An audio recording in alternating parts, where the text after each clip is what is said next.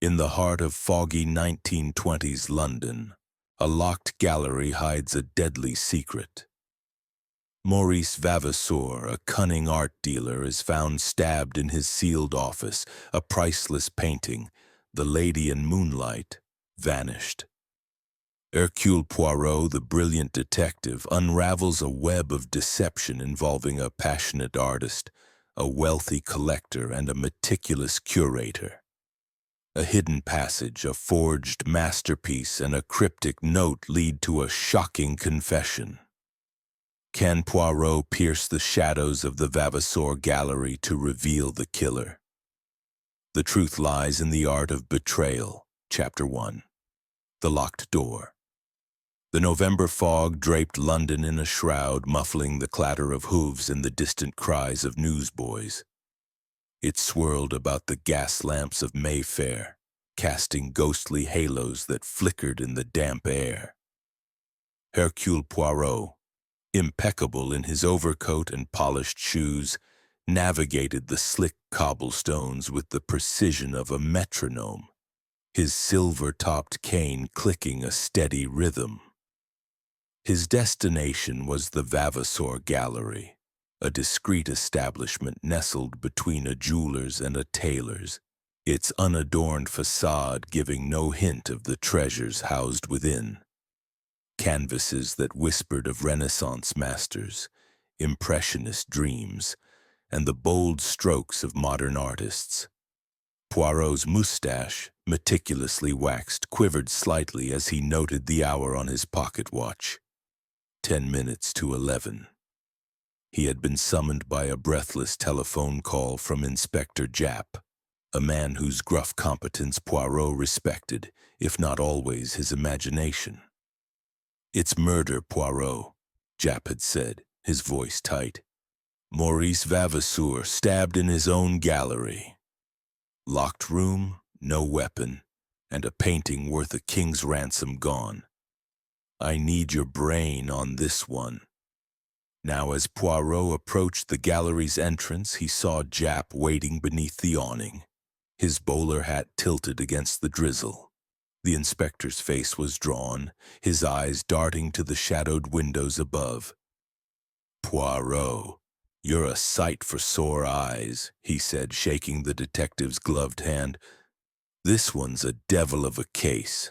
Vavasour's dead, found in his office upstairs. Door bolted from the inside, window latched, and not a soul heard a thing. To top it off, his prize paintings vanished. The Lady in Moonlight, they call it. Worth £50,000 if you believe the talk." Poirot's green eyes gleamed with interest.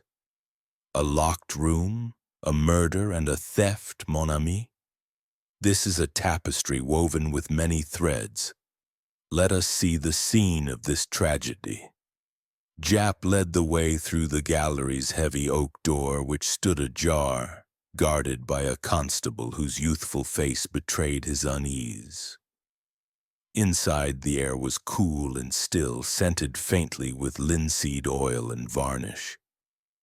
The main hall stretched before them, its walls adorned with paintings that seemed to watch their passage.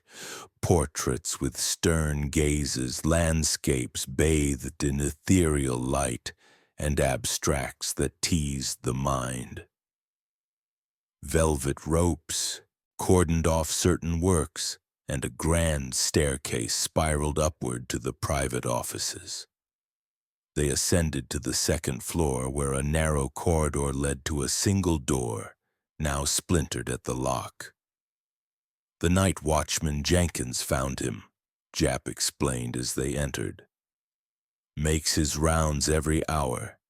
Says he checked the office at 11 and saw nothing amiss, but at midnight he noticed the door was still bolted and got no answer. He forced it open and found this." The office was a small, elegant room, its walls lined with bookshelves and a single high window overlooking the street. A mahogany desk dominated the space, its surface cluttered with papers, an inkstand, and a half-empty glass of brandy. Behind the desk, Maurice Vavasour sat slumped in his chair, his head tilted back, eyes staring blankly at the ceiling. A dark stain spread across his white shirt. The epicenter a neat wound just above the heart. Blood had pooled on the desk, staining a ledger and a scattering of receipts. Poirot stepped closer, his movements deliberate like a cat stalking a shadow. He noted the rigidity of the body. Rigor mortis had not yet set in fully, suggesting death within the last few hours. The wound was clean, likely from a thin blade, but no weapon lay in sight. His gaze swept upward to the wall above the desk where a rectangular patch of faded wallpaper marked the absence of a painting. Dust motes danced in the light from a single lamp, casting eerie shadows. "The painting," Poirot murmured. "This lady in moonlight. It was here?" Japp nodded, producing a photograph from his pocket. "This is it. By Claude Renard, a Frenchman who's all the rage now. Reclusive sort, but his work fetches a fortune. Vavasour was set to sell it to a collector tonight. Or so the gossip goes." Poirot studied the photograph. The painting depicted a woman in a flowing gown, standing in a garden under a silver moon. Her face was half-turned, her expression enigmatic, the light rendered with a delicate, almost otherworldly glow. The brushwork was exquisite, the colors vibrant yet haunting. "A work of beauty," Poirot said softly. "But beauty, it can conceal many secrets." He turned his attention to the room's details. The window, high and narrow, was latched securely, its frame untouched by dust or scratches. The bolt on the door, though now broken, had been sturdy, designed to lock from within. A small fireplace stood cold, its grate empty. Poirot knelt, examining the rug for traces of blood or disturbance, but found only the faintest scuff marks near the desk. "No weapon, no exit, no witnesses," Japp said, rubbing his chin. "Jenkins swears he was in the main hall all evening except for his rounds." The gallery was locked tight after 10, and only 3 others were here tonight. Poirot's head tilted. "And these 3, who are they?" "Lord Henry Caldwell, a collector with deep pockets and a temper to match. He was here to haggle over the painting. Then there's Claude Renard himself, the artist. Moody, argumentative, didn't get on with Vavasour. And Miss Eleanor Grayson, the curator. She's the brains of the operation, knows every painting like it's her own child. They're all downstairs waiting." Poirot's fingers brushed the edge of Vavasour's desk, where a small appointment book lay open. He flipped through it, noting entries for Caldwell at 8, Renard at 9, and Grayson at 10. A final note scrawled in Vavasour's hand caught his eye. "Check provenance, LM suspect." He tapped the page thoughtfully. "Provenance inspector, the history of a painting's ownership. This note, it may hold the key. And LM, a person perhaps, or something else?" Japp shrugged. "Could be nothing. Or everything. That's why I called you." Poirot straightened, his expression one of quiet determination. "Then let us descend, mon ami, and meet these individuals who dance around our mystery. The locked door, the missing painting, the silent gallery, they all speak if one knows how to listen." With a final glance at the lifeless form of Maurice Vavasour, Poirot followed Japp out of the office, his mind already weaving the threads of the puzzle into a pattern only he could see. Chapter 2. The Suspects Assemble. The main hall of the Vavasour Gallery was a cathedral of art, its high ceiling lost in shadows and its walls a tapestry of color and form. Paintings hung in precise rows, each illuminated by a soft glow from discreetly placed lamps, casting pools of light that seemed to dance with the fog pressing against the windows outside. The air was heavy with the scent of polished wood and the faint musk of aged canvas, a silent testament to the gallery's prestige.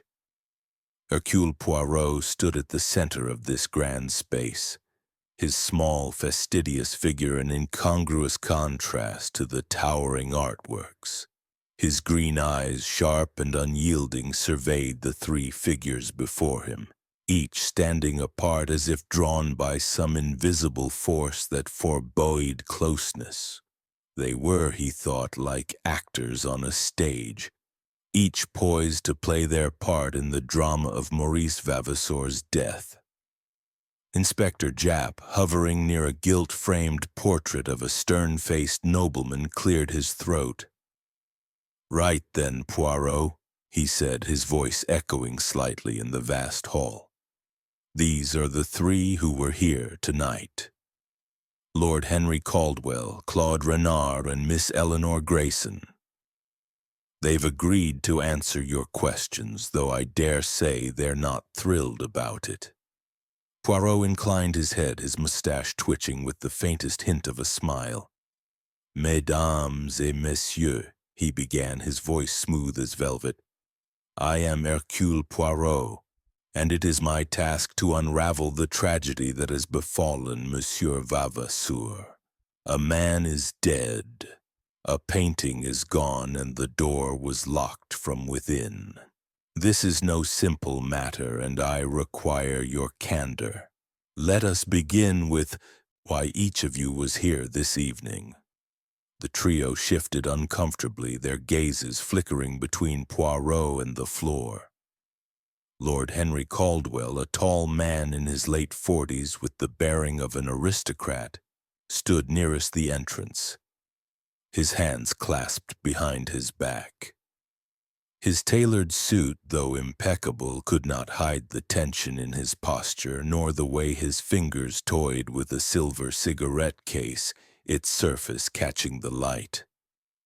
His face, angular and weathered, bore the marks of a man accustomed to command, yet his eyes betrayed a flicker of unease. Claude Renard, by contrast, was a study in disarray. The artist, perhaps 35, leaned against a marble pillar, his dark hair falling in unkempt waves over his brow. His shirt was open at the collar, his sleeves rolled to the elbows, revealing paint-stained hands that twitched as if longing for a brush. His eyes, dark and intense, darted to a nearby painting, a turbulent seascape of his own creation, before returning to Poirot with a scowl. Miss Eleanor Grayson, the curator, stood near a display case containing a delicate bronze sculpture. She was a woman of about 40, her auburn hair drawn into a severe bun, her tailored gray suit as precise as a military uniform. Her glasses, perched low on her nose, glinted as she adjusted them with a gesture that seemed more habit than necessity. Her expression was composed, but her hands, clasped tightly before her, betrayed a nervous energy. Poirot's gaze lingered on each in turn, his mind cataloging their postures, their expressions, their silences. "Lord Caldwell," he said at last, "perhaps you will begin. Why were you at the gallery tonight?" Caldwell straightened, his voice carrying the clipped authority of the upper class. "I came to discuss the purchase of the Lady in Moonlight. It's no secret I've coveted it for years. Renard's work is singular. I met Vavasour in his office at 8 o'clock. We haggled, as we always did. He had a knack for driving a hard bargain. I offered £40,000, a generous sum, but he refused, claiming he had another buyer willing to pay more. I left at 9, frustrated but very much alive, as was he." Poirot's head tilted slightly. "And this other buyer, did he name them?" Caldwell's lips thinned. No. Vavasor was cagey, always playing his cards close. He enjoyed making me squirm, I think. Interesting, Poirot murmured. And your departure, it was witnessed? My driver Parker waited outside, Caldwell replied. He drove me home. You can ask him, Poirot nodded, his expression unreadable. Merci, monsieur. We shall verify. And you, Monsieur Renard, your presence here, what was its purpose? Renard pushed off the pillar, his movements abrupt, like a coiled spring released. I came to talk about my next exhibition, he said, his French accent thick with irritation. Vavasor was bleeding me dry. He took half my earnings, promised exposure, but delivered nothing but excuses. We argued in his office at 9. He was alive when I left, though I won't pretend I was sorry to see the back of him. Poirot's eyes narrowed. An argument, you say? Of what nature? Renard's jaw tightened. He wanted more paintings faster than I could produce them. Said the market was hot for my work, but he kept the profits. I told him I'd rather burn my canvases than let him sell them for a pittance. He laughed, called me a fool. I stormed out. And the time of your departure? Poirot pressed. 9:30, Renard said. I went straight to my studio. You can check with the cab driver who took me. Poirot's fingers brushed his mustache thoughtfully. A man of passion, Monsieur Renard. Passion, it can lead to rash actions, non? Renard's eyes flashed. If you're accusing me, say it plain. I didn't kill him. Poirot merely smiled, turning to the curator. And you, Mademoiselle Grayson, your reason for being here so late? Eleanor Grayson's voice was calm, almost mechanical. I was in the archive room cataloging a new shipment of works from Paris. It's delicate work, verifying provenance, condition, authenticity. Maurice often stayed late, so I thought nothing of it. I finished at 10, locked the gallery, and left. I heard no disturbances, saw nothing unusual. Poirot's gaze lingered on her, noting the faint tremor in her hands. You are meticulous, mademoiselle. A woman of order. Did you perhaps notice anything about the lady in moonlight? Its placement, its condition? Grayson's eyes flickered behind her glasses. It was in Maurice's office, as always. I didn't inspect it closely last night. It's been authenticated, of course. Its provenance is impeccable. Impeccable, Poirot repeated softly, as if tasting the word. And yet it is gone. Curious, is it not? The three suspects exchanged glances, each wary, each guarded. Jap, growing impatient, stepped forward. Look here, Poirot, they've all got stories, but someone's lying. The door was bolted, the window latched. How'd the killer get in and out, and where's that blasted painting? Poirot raised a hand, silencing him. Patience, mon ami. The truth, it is like a fine painting. It reveals itself layer by layer. Let us consider the characters before us. He turned back to the suspects, his voice deceptively mild. Lord Caldwell, you desired the painting, yet were denied. Monsieur Renard, you quarreled with a man you despised. Mademoiselle Grayson, you were the last to leave, with access to every corner of this gallery. Each of you had opportunity, perhaps motive, but the method, this locked room, it speaks of cunning. Caldwell's face reddened. I won't stand here and be accused by some foreign detective. I'm a peer of the realm. Poirot's smile was serene. And I, monsieur, am a seeker of truth regardless of titles. You will remain, as will the others, until I am satisfied. Renard muttered something in French, too low for Poirot to catch, but the tone was unmistakably bitter. Grayson, meanwhile, adjusted her glasses again, her lips pressed into a thin line. Poirot noted these small gestures, filing them away in the orderly compartments of his mind. The little gray cells, as he called them, were already at work, sifting through the words, the silences, the contradictions. He paced slowly before a large canvas, a pastoral scene of rolling hills and grazing sheep, its tranquility at odds with the tension in the room. "Let us reconstruct the evening," he said. "Lord Caldwell, you left at 9, Monsieur Renard at 9:30, Mademoiselle Grayson at 10. The night watchman, Jenkins, found the body at midnight, a window of time, mes amis, in which murder was done and a painting stolen. Yet the door was bolted from within. How, I ask, was this achieved?" "Perhaps Vavasour locked it himself," Caldwell suggested, his tone impatient. "He was alive when I left." "Maybe he bolted it after a possibility," Poirot conceded. "But then how did the killer enter?" "The window is too high, too secure. No, there is something else. A detail we have not yet seen." Grayson spoke, her voice steady but soft. "The gallery is old. There could be structural quirks.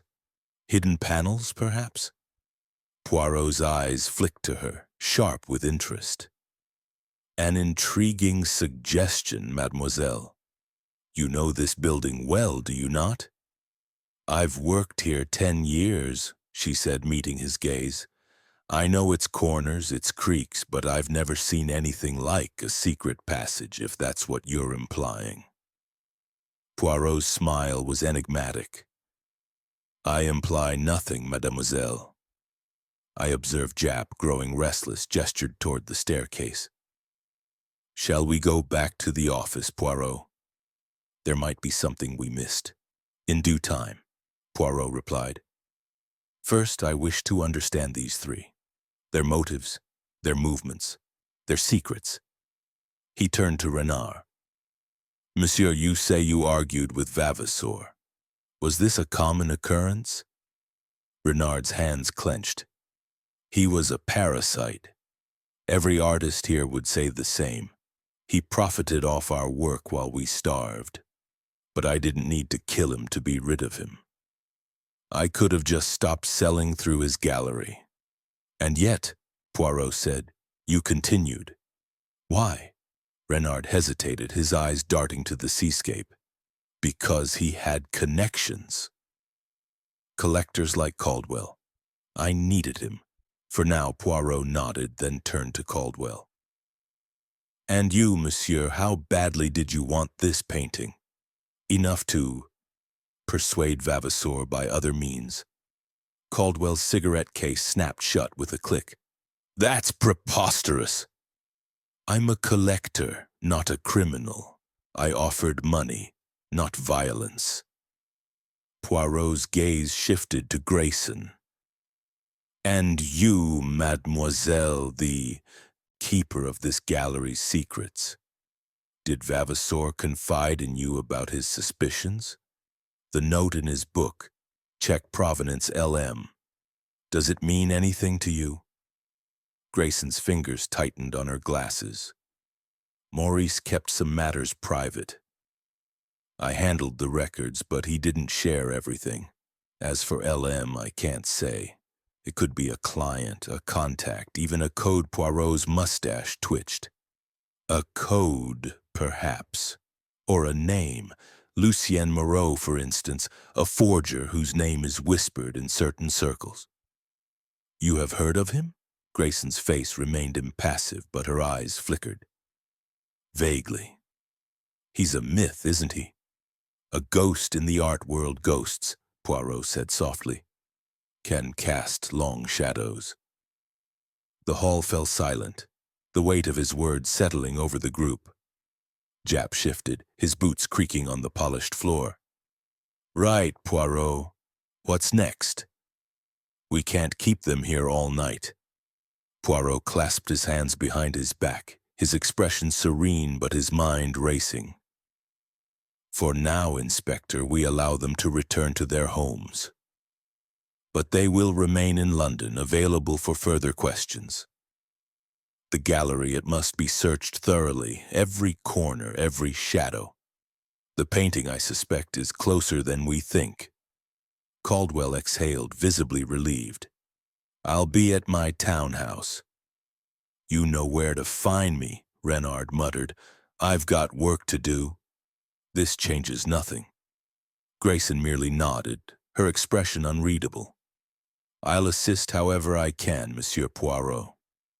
As the suspects dispersed, Poirot lingered, his eyes tracing the lines of a nearby still life, apples in a vase, rendered with meticulous care. The truth, Jap, he said quietly, is hidden in the details. The painting, the note, the locked door, they are pieces of a puzzle, and I, Hercule Poirot, will fit them together. Jap sighed, adjusting his hat. You and your puzzles. Just don't take too long, eh? The press'll be all over this by morning. Poirot's smile was serene.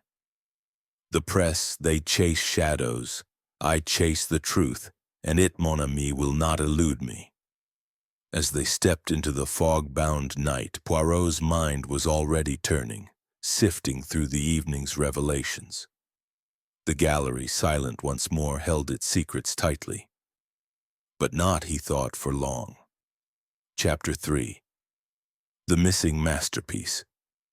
The fog had thickened by the time Hercule Poirot returned to the Vavasour Gallery the following morning, its gray tendrils curling around the Mayfair streets like the fingers of some spectral hand. The gallery's oak door, now guarded by a second constable, loomed before him, its brass knocker glinting dully in the muted light.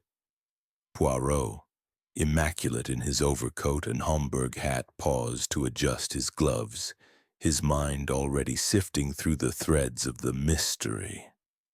The locked room, the vanished painting, the cryptic note in Vavasour's book, each was a note in a symphony of deception, and Poirot was determined to conduct its resolution.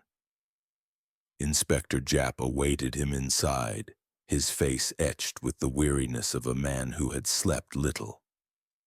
The main hall was quieter now, the paintings seeming to hold their breath in the absence of last night's tension. "Morning, Poirot," Japp said, his voice gruff. "I've got men combing the place, but no sign of that painting yet." The coroners confirmed Vavasour died between 10 and midnight, stabbed with a thin blade, likely a letter opener, though we haven't found it. No fingerprints, no blood trails, nothing but that blasted empty wall. Poirot's eyes gleamed as he ascended the staircase to Vavasour's office. "The absence of evidence, mon ami, is itself a clue. Let us examine this stage where our drama unfolded. The office was much as they had left it, save for the absence of Vavasour's body, now removed to the morgue. The desk remained cluttered with papers, the brandy glass untouched, its amber contents catching the light from the high window. Above the desk, the blank space where the lady in moonlight had hung was a silent accusation, its faded outline a ghostly frame. Poirot approached it, his cane tapping softly on the parquet floor. "This painting," he murmured, "it is the heart of our mystery. Why take it? To sell? To hide? Or perhaps to protect a secret?" Japp produced the photograph of the lady in moonlight once more, handing it to Poirot. "Here it is again. Renard's work, no question. The critics called it his masterpiece.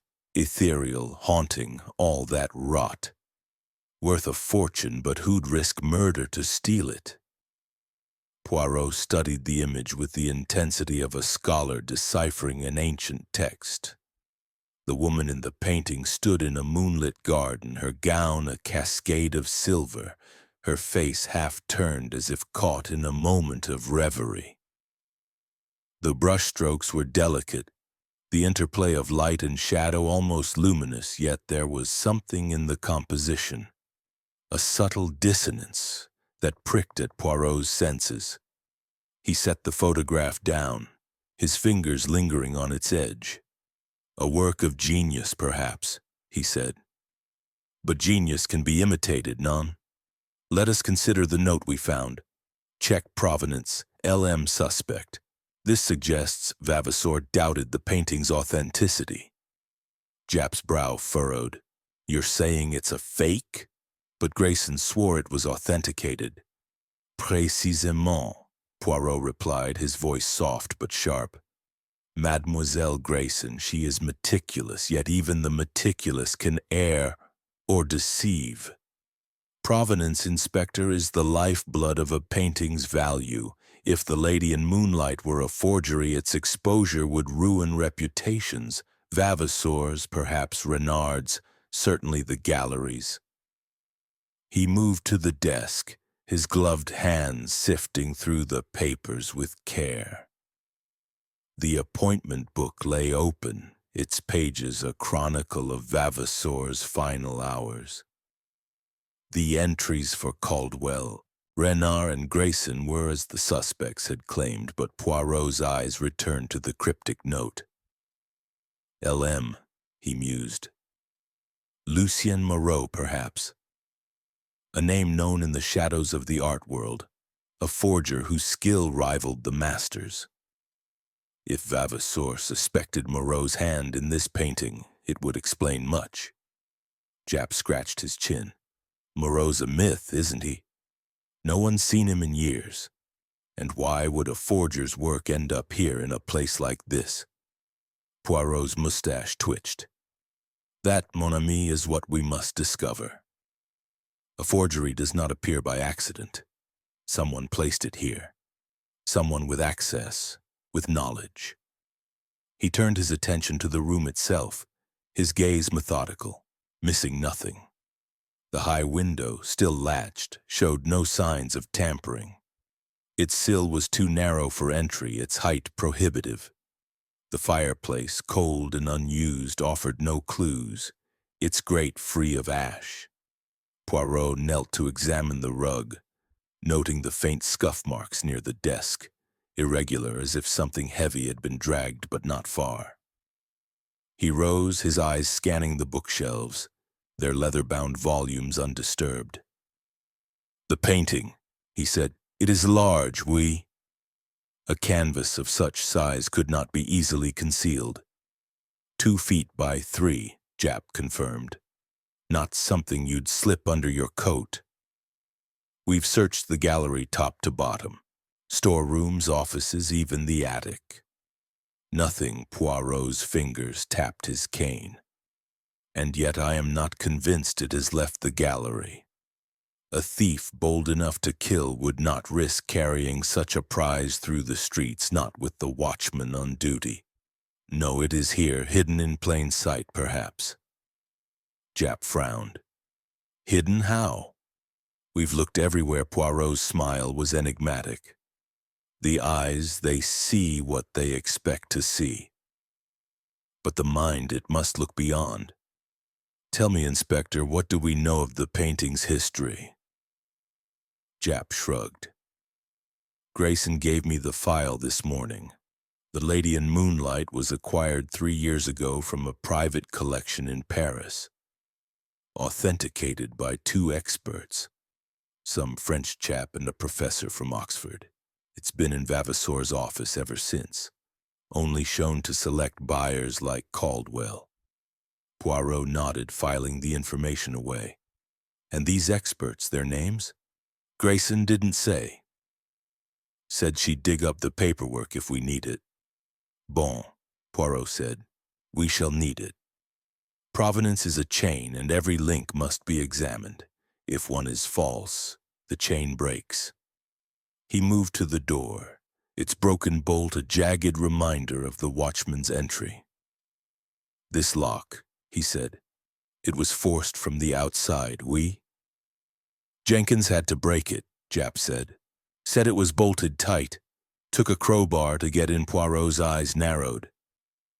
And yet the killer left no trace. No blood on the door, no marks of struggle beyond the desk. This was a precise act, planned with care. The painting's absence, it is not merely theft. It is a distraction, perhaps. Japp's patience was wearing thin. Distraction from what, Poirot? The man's dead. The painting's gone. Sounds straightforward to me. Poirot's smile was patient, almost pitying. Nothing, mon ami, is straightforward in murder. The painting, it is a piece of the puzzle, but not the whole. We must look to the motives, the opportunities. Lord Caldwell, he desired the painting, but was it worth killing for? Monsieur Renard, he despised Vavasour, but would he risk his own creation? Mademoiselle Grayson, she knows the gallery's secrets, perhaps too many. He picked up a small object from the desk, a brass paperweight shaped like a lion's head. Its weight was solid, its surface unmarred by blood or scratches. No weapon, he murmured. A letter opener, you say? Yet it is gone. The killer took it, or it was never here. Japp sighed. You're seeing riddles where I see a crime scene. What's next, then? Poirot set the paperweight down with care. Next, we speak to the watchman, Jenkins. His rounds, his observations, they may hold a key. And then I think a visit to each of our suspects. The gallery, it is a stage, but the players, they perform elsewhere. As they descended to the main hall, Poirot's mind was a whirl of possibilities. The note, L.M. suspect, echoed in his thoughts. Was it a person, a place, a code? And the painting, its absence was too convenient, too theatrical. He glanced at the walls. Their canvas is a gallery of silent witnesses. You see, but you do not speak, he said softly as if addressing the paintings. But Hercule Poirot, he will make you talk. Outside, the fog pressed closer, muffling the world. Poirot stepped into it, his cane a steady rhythm against the cobblestones, his little gray cells already weaving the next thread of the mystery.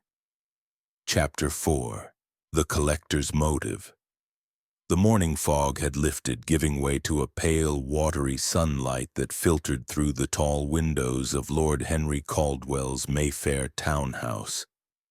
The residence, a Georgian edifice of cream-colored stone, stood as a monument to wealth and taste, its facade adorned with ivy that clung like an old friend. Hercule Poirot, his patent leather shoes gleaming, paused at the wrought-iron gate to admire the symmetry of the architecture. A man's home, he murmured to himself. It reveals his character as surely as his words. With a precise tap of his silver-topped cane, he approached the door where a butler, rigid as a sentinel, ushered him inside.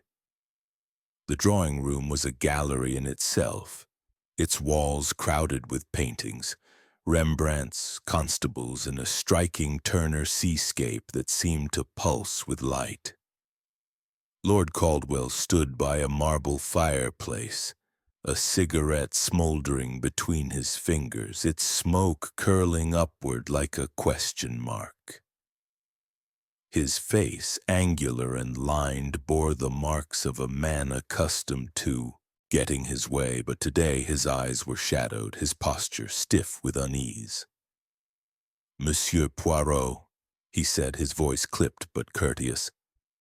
I expected you'd come. Sit, please. Brandy? Poirot, settling into a velvet-upholstered chair, waved a hand. Non merci, monsieur.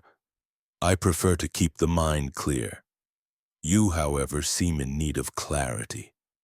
Tell me, why was the Lady in Moonlight so important to you?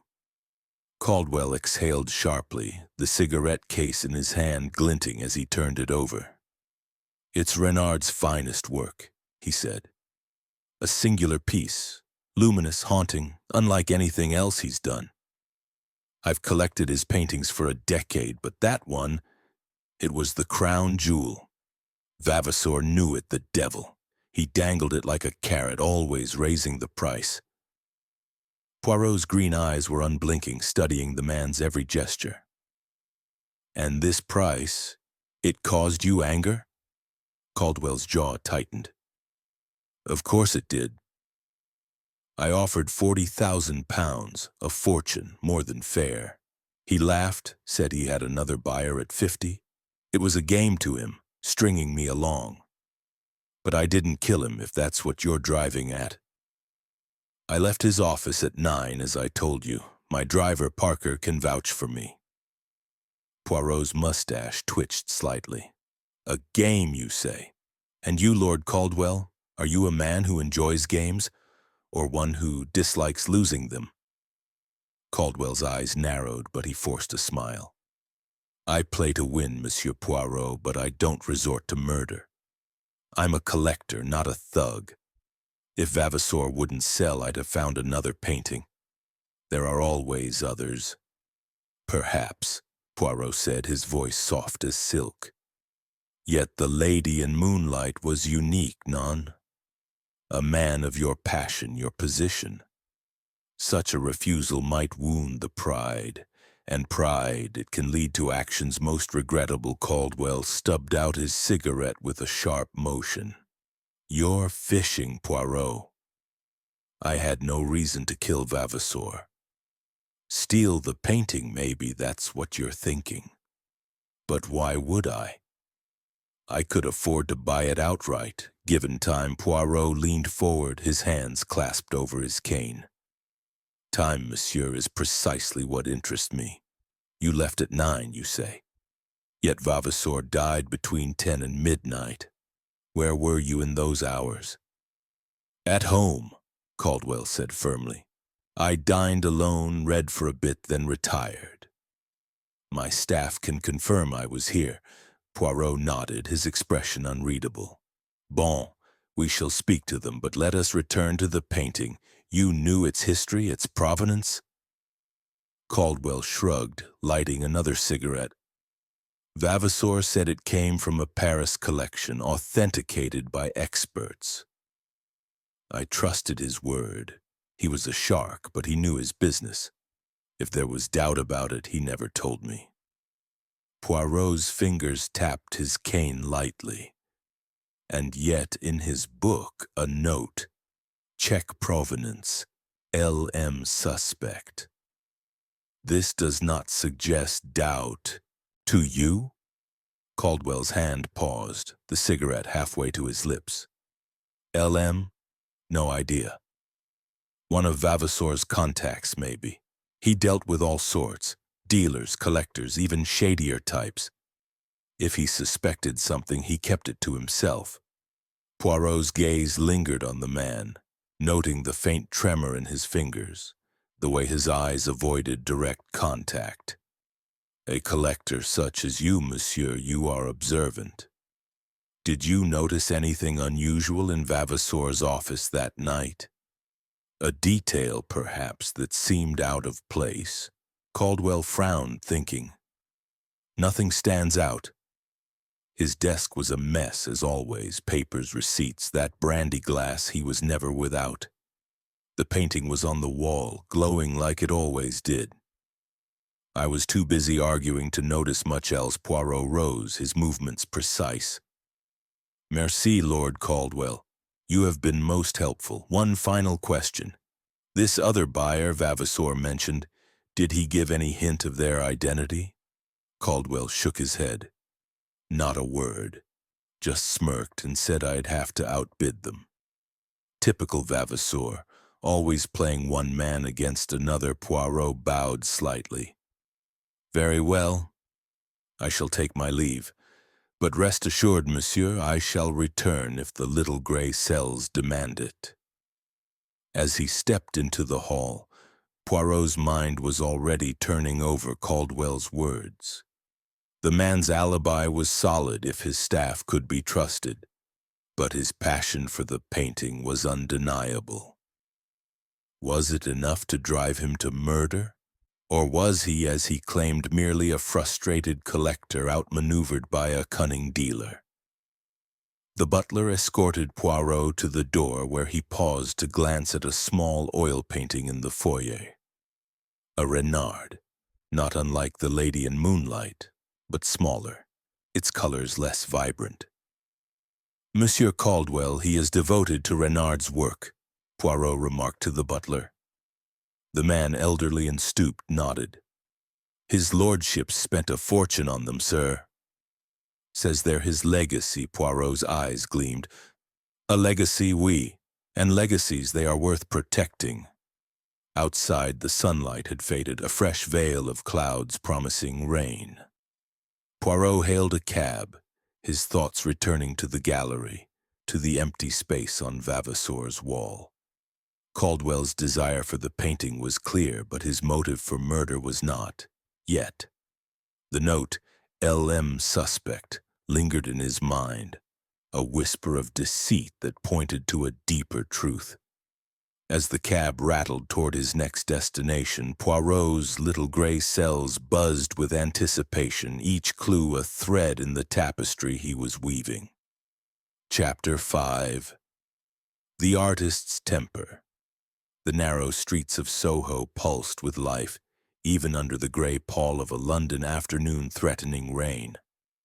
Hercule Poirot's cab wound through the labyrinth of pubs and theaters, past hawkers peddling chestnuts and seamstresses hurrying with parcels, until it stopped before a dilapidated building, its brick facade stained by time and smoke. A rickety staircase led to Claude Renard's studio, perched like an eagle's nest above a tobacconist's shop. The air was sharp with the scent of turpentine as Poirot ascended, his cane tapping a precise rhythm on the uneven steps.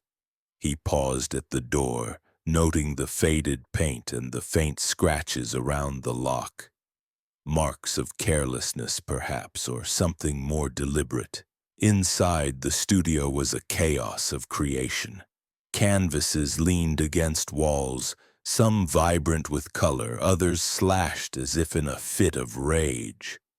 Easels stood like sentinels, draped with cloth stained in hues of ochre and indigo. A single skylight cast a dim glow, illuminating Claude Renard, who stood before a half-finished painting, his brush moving with furious energy. The artist, in his mid-30s, was a wiry figure, his dark hair tangled, his shirt sleeves rolled to reveal forearms smudged with paint. His eyes, dark and restless, flicked to Poirot with a mixture of irritation and defiance. Monsieur Renard, Poirot began, his voice smooth as polished marble, I am Hercule Poirot, and I come to discuss the tragedy at the Vavasour Gallery. You will spare me a moment, oui? Renard set down his brush, wiping his hands on a rag that only smeared the paint further. I've told your inspector friend everything, he said, his French accent thick with resentment. Vavasour was alive when I left him. I didn't touch him, and I didn't take that damned painting. What more do you want? Poirot's mustache twitched as he surveyed the studio, his gaze lingering on a canvas in the corner, a study of moonlight on water, its tones echoing the missing, the Lady in Moonlight. What I want, monsieur, is the truth. You argued with Vavasour, you say, a man you despised. Tell me, what fueled this anger? Renard's hands clenched, the rag twisting in his grip. Vavasour was a leech. He took half my earnings, sometimes more, and gave me nothing but promises of exposure. Exposure. He spat the word as if it were poison. He sold my work to men like Caldwell, pocketed the profits, and left me scraping by. That night he demanded 3 new paintings by month's end. I told him I'd rather burn them than let him profit again. He laughed, called me a fool who'd never survive without him. Poirot's eyes narrowed, sharp as a blade. And this laughter, it stung, non? A man of your talent, your passion, to be mocked by one who thrives on your work. It is a wound to the soul. Renard's scowl deepened. Don't play games with me, Poirot. I was angry, yes, but I didn't kill him. I left at 9:30, took a cab to Soho, asked the driver if you don't believe me. Poirot nodded, his expression serene but probing. Your alibi, it will be checked, but let us speak of the Lady in Moonlight. Your masterpiece, they say. Yet Vavasor's note, check provenance LM suspect, suggests he doubted its authenticity. What do you know of this? Renard's face darkened, his voice dropping to a growl. That painting is mine. Every stroke, every shadow. I spent months on it, capturing the light, the mood. If Vavasor thought it was a fake, he was mad. Or lying to drive up its price. Poirot stepped closer to the canvas in the corner, its moonlight scene shimmering with an eerie familiarity. Your work, it has a signature, oui? A quality of light, a certain je ne sais quoi. But a forger, a skilled one, could mimic this, perhaps. Lucien Moreau, for instance. His name is known in certain circles. Renard's brush clattered to the floor. Moreau? That ghost? He's a story dealers tell to scare each other. My paintings are mine. I don't need to fake my own work. Perhaps not, Poirot said, his voice soft but insistent. Yet the note exists. LM suspect. If not you, then who? A rival? A collaborator? Or perhaps someone in the gallery knew more than they should. Renard retrieved his brush, his movements jerky. I don't know any. LM Vavasor was always scribbling notes, clients, debts, schemes. He probably suspected half the art world of something or other. Poirot's gaze swept the studio, noting the slashed canvases, the clutter of paint tubes and rags. A small table held a bottle of absinthe, half empty, and a single glass, its rim stained green. You are a man of passion, Monsieur Renard, he said. Passion can create beauty, but it can also destroy. Did you ever think to take back what was yours? To reclaim the Lady in Moonlight from Vavasor's grasp? Renard's eyes blazed. Steal my own painting? Why? It was already mine in every way that mattered. Vavasor could sell it, but he couldn't take that from me. Killing him wouldn't get it back. It'd only ruin me. Poirot's fingers brushed his mustache thoughtfully. Ruin, oui. Yet the painting is gone and Vavasor is dead. Someone acted, monsieur, and the locked room suggests a mind most cunning. Tell me, did you notice anything in Vavasor's office that night? A detail, perhaps, that seemed out of place? Renard hesitated, his gaze drifting to the skylight. It was the usual mess, papers, that brandy glass he was always sipping from. The painting was on the wall, glowing like it always did. I was too angry to notice much else, but... He paused, frowning. There was a book on his desk, open to some page about art authentication. I didn't think much of it, then Poirot's interest sharpened. A book on authentication? You are certain? Renard shrugged. I think so.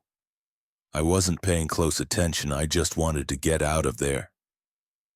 Poirot nodded, filing the detail away. Merci, Monsieur Renard, you have given me much to consider. One final question. This other buyer Vavasor mentioned to Lord Caldwell. Did he speak of them to you? Renard's lip curled. He hinted at someone, yes. Said they'd pay more than Caldwell ever could. Didn't give a name, just smirked like he always did. I figured it was another of his tricks to squeeze me for more work. Poirot bowed slightly. Very well. I shall leave you to your art for now. But the truth, monsieur, it has a way of finding the light much like your paintings. As he descended the creaking stairs, Poirot's mind churned. Renard's anger was palpable, his contempt for Vavasour undeniable. But was it enough to drive him to murder? The mention of the book on authentication intrigued him. A clue, perhaps, to Vavasour's suspicions, and the other buyer, this shadowy figure, added another layer to the mystery. Was it a real person, or a fiction created by Vavasour to inflame Caldwell's desire? The Soho streets were bustling now, the air thick with the chatter of vendors and the clatter of carts. Poirot hailed a cab, his thoughts turning to the gallery, to the locked room and the missing canvas. Renard's studio, with its chaos and passion, was a stark contrast to the orderly precision of Vavasour's office. Yet both held secrets, and Poirot was determined to uncover them. As the cab rattled toward his next destination, he murmured to himself, "The artist paints what he feels, but the killer, they paint what they wish to hide." Chapter 6. The Curator's Precision. The Vavasour Gallery stood silent under a sky bruised with clouds, its oak door a sentinel against the drizzle that had begun to speckle the Mayfair pavements. Hercule Poirot, his overcoat buttoned against the chill, entered with the measured step of a man who sensed the weight of secrets in every shadow.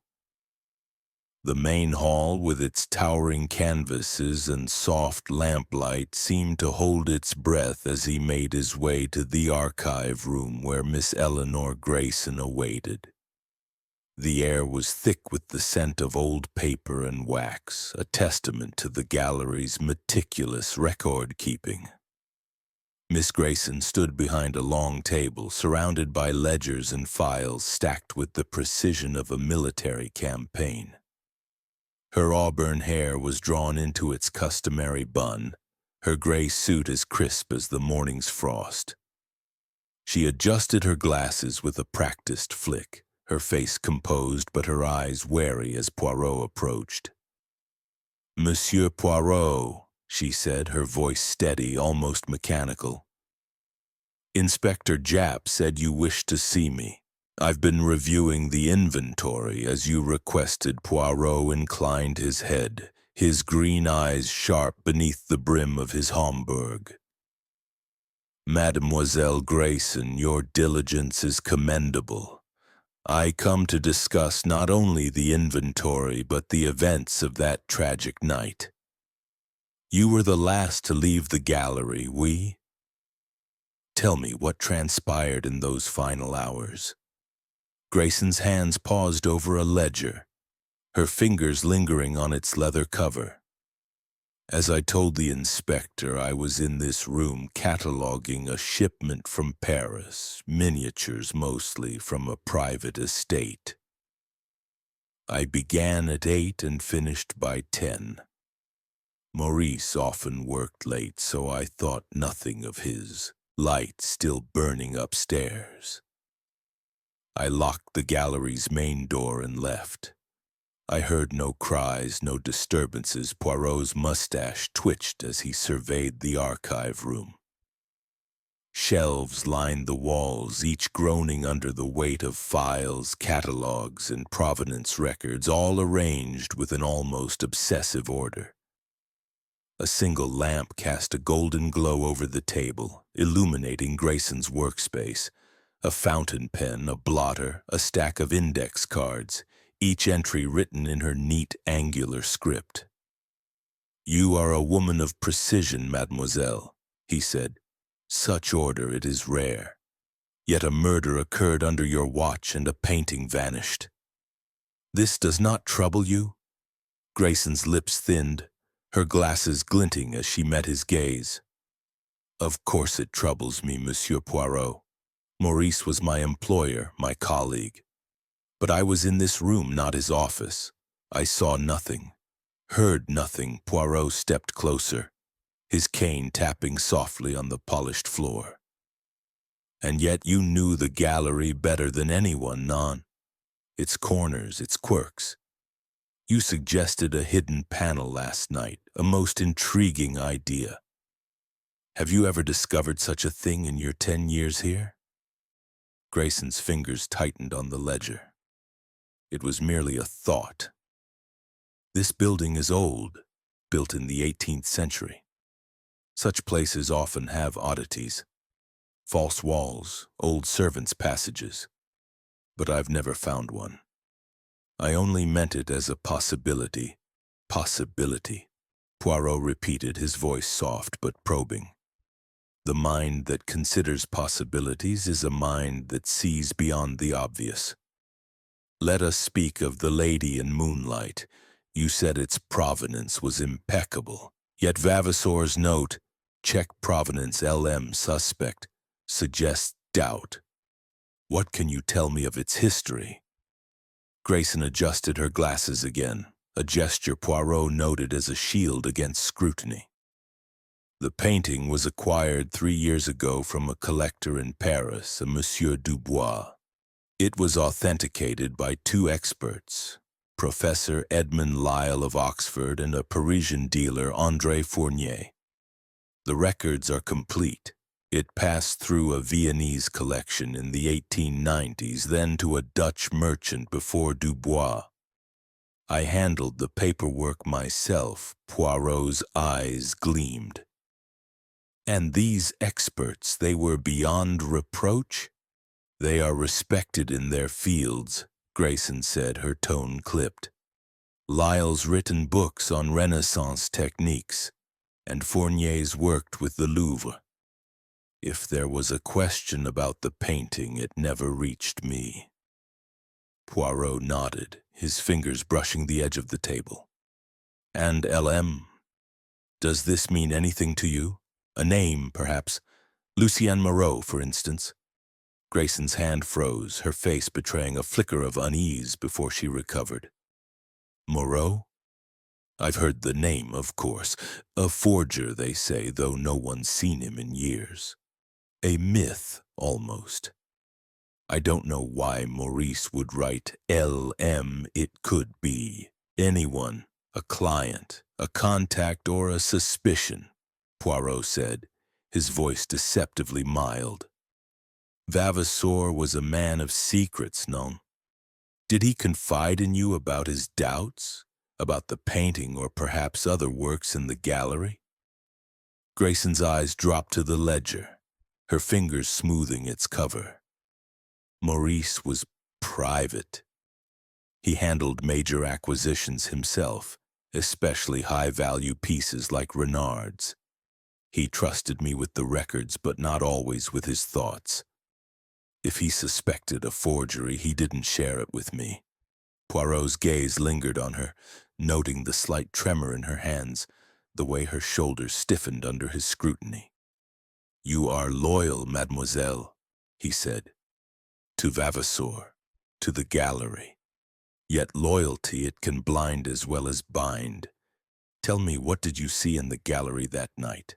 A shadow, a sound, a detail out of place? Grayson hesitated, her lips parting as if to speak, then closing again. Nothing, she said at last. The gallery was quiet. I was focused on my work, dates, signatures, condition reports. I checked the main hall before leaving, ensured the lights were off, the doors locked. Everything was as it should be. Poirot's smile was faint, almost sorrowful. As it should be, yet a man is dead, a painting gone. The gallery, it keeps its secrets well, but not from Hercule Poirot. He moved to the shelves, his gloved fingers trailing lightly over the spines of the ledgers. These records, he said, they are the lifeblood of the gallery, oui. Every painting, every sale, every provenance. If the Lady in Moonlight were a forgery, would it not be recorded here? Grayson's voice was firm. If it were a forgery, it wouldn't have passed our scrutiny. I oversee the authentication process myself. Every document is cross-checked, every signature verified. And yet, Poirot said, turning to face her, Vavasour suspected something. His note suggests a truth hidden beneath the surface. Perhaps you, mademoiselle, have seen more than you realize. Grayson's eyes flickered, but she held his gaze. I've told you all I know, Monsieur Poirot. If there's a truth to find, it's not in my ledgers. Poirot bowed slightly, his expression unreadable. Merci, mademoiselle. Your cooperation is appreciated, but I shall return for the truth. It is like a painting. It reveals itself only when the light is just so. As he left the archive room, Poirot's mind churned with possibilities. Grayson's precision, her composure, was a facade, he sensed, hiding a nervousness that betrayed itself in her gestures. The mention of Lucien Moreau had stirred something, however fleeting, and her insistence on the painting's authenticity felt too practiced, too perfect. Was she protecting the gallery's reputation or something more personal? In the main hall, Inspector Japp awaited, his notebook open. Well, Poirot? Get anything out of her? Poirot's cane tapped the floor thoughtfully. Mademoiselle Grayson, she is a woman of order, yet order can conceal as much as it reveals. She knows more than she says, mon ami. The note, LM. It is a key, but to what lock I am not yet certain. Japp sighed. You and your riddles. What's next, then? Next, Poirot said. We speak to the watchman Jenkins again. His rounds, his habits. They may tell us what the gallery will not. And then, perhaps, a closer look at these records Grayson guards so carefully. As they stepped into the drizzle, Poirot's thoughts returned to the archive room, to the ledgers and their secrets. The gallery was a puzzle, each piece, Grayson, Renard, Caldwell, the painting, fitting together in a pattern he could almost see. Almost, but not yet. With a final glance at the gallery's silent facade, he murmured, The truth. It hides in the details, and I shall find it. Chapter 7. The Secret Passage. The Vavasour Gallery, bathed in the wan light of a late afternoon, stood as a silent sentinel amidst the patter of rain on Mayfair's cobblestones. Hercule Poirot, his overcoat dappled with droplets, entered with the quiet determination of a man closing in on a hidden truth. The main hall, with its looming canvases and muted lamplight, seemed to pulse with secrets, each painting a mute witness to the drama of Maurice Vavasour's death. Inspector Japp trailed behind, his notebook tucked under his arm, his face a mixture of skepticism and anticipation. Back again, Poirot, Japp said, his voice echoing faintly in the vast space. We've turned this place upside down. No sign of the painting, no weapon, no nothing. You sure there's something we've missed? Poirot's green eyes gleamed as he adjusted his Homburg hat. Mon ami, the gallery, it is like a canvas. Its truths are hidden beneath layers. The locked room, it mocks us, but I, Hercule Poirot, shall not be mocked. Let us return to Vavasour's office, where the mystery began. They ascended the grand staircase, the air growing cooler as they reached the second floor. The office door, its broken bolt a jagged scar, stood ajar, guarded by a young constable who nodded stiffly as they passed. Inside, the room was unchanged, the mahogany desk cluttered with papers, the brandy glass catching the faint light from the high window. The empty wall above bearing the ghostly outline of the lady in moonlight. Poirot stood at the room's center, his cane planted firmly, his gaze sweeping every inch with surgical precision. The locked room, he murmured. It is the heart of our puzzle. A man stabbed, a painting stolen, yet the door was bolted from within, the window latched. How, Inspector, did the killer enter and leave? Japp rubbed his chin, his brow furrowed. Beats me, Poirot. Jenkins swore the bolt was fast when he found the body. No one could have got in or out without breaking it, and the window's too high for a ladder. It's a proper conundrum. Poirot's mustache twitched, a faint smile playing at his lips.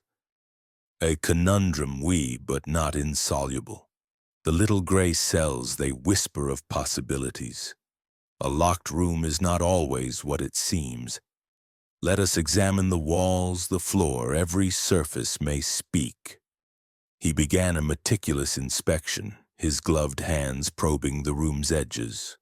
The window, high and narrow, showed no signs of disturbance. Its latch was secure, its frame free of scratches.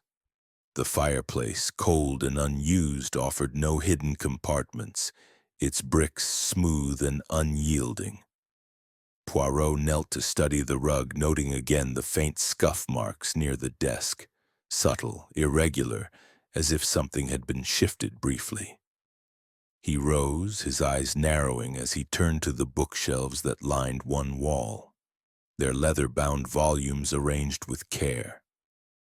These shelves, he said, running a finger along the edge of a heavy bookcase. They are solid, none. Yet they stand against the wall, a wall that may conceal more than it reveals. He tapped the wood lightly, his ear attuned to the sound. Most strikes produced a dull thud, but near the center a faint hollow note echoed back, sharp and distinct. Japp's eyes widened. What's that, then? A secret panel? Poirot's smile was serene. Perhaps, mon ami. Let us see. He pressed against the bookcase, testing its weight. It was heavy, but with Japp's help they shifted it aside, revealing a narrow seam in the paneling behind. A door, cunningly disguised, its edges blending seamlessly with the wall. Poirot's fingers traced the seam, finding a small latch hidden in the woodwork. With a soft click, the panel swung inward, exposing a dark, narrow passage, its air musty with disuse.